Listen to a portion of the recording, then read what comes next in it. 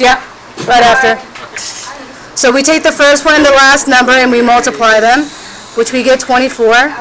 The middle number is 10. If I call on you, you're going to be on record forever. So I will behave. Oh, huh? Uh-oh. So 24, I think of 6 times 4.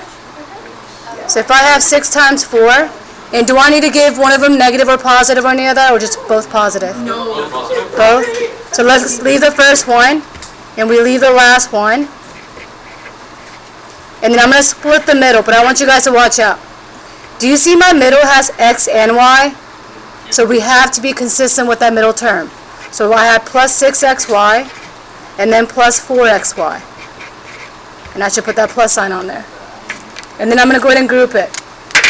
So when I do, maybe I can zoom in. There you go. Let's go ahead and group these two and these two. Hey, from x squared and x, can I take out 1x? Yes. So I have remaining in the inside x plus 6 what? 6y. 6y. Is everyone with me here? Good? The next one says plus sign. Now looking at 4 and 24, what's my GCF? 4. Is there a letter that's common between these two? Y. So I have remaining, looking at this, my x remains, and then I have my plus. 24 divided by 4 is how many? Since I took out 1y, I need to put just 1 back. And what was the rule when we factored? What about these two? They should be the same. So our final answer is x plus 4y. And then I have x plus 6y. So when you're splitting the middle and you have two variables, just leave them alone. Okay? Since I'm going to skip around, I'm going to do number 20. Everybody write down number 20. 20 says negative 4x squared plus 9x plus 9. Okay, something is awkward about this one. Guy, can I move this one up right here? Okay, there we go.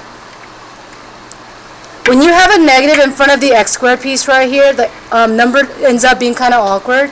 Let's all take out negative 1. So when I do, I have x squared minus 9x minus 9. You don't really have to, but it looks confusing. Oh, what happened to the 4? You know what? Here, peekaboo. You just didn't see it. You see my intended space I wrote on there? That was lucky accident. You're like, what happened to the 4? What happened to your attention?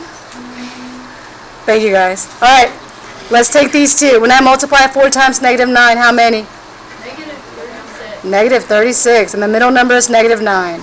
So go ahead and let the numbers roll in your head. 12 and 3? 12 and 3? And which one's negative? 12. So I'm going to save this until the very end.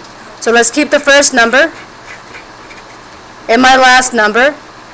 And I'm splitting the middle here. What variable do I have in the middle? X. Just the x, unlike on the last one, had xy.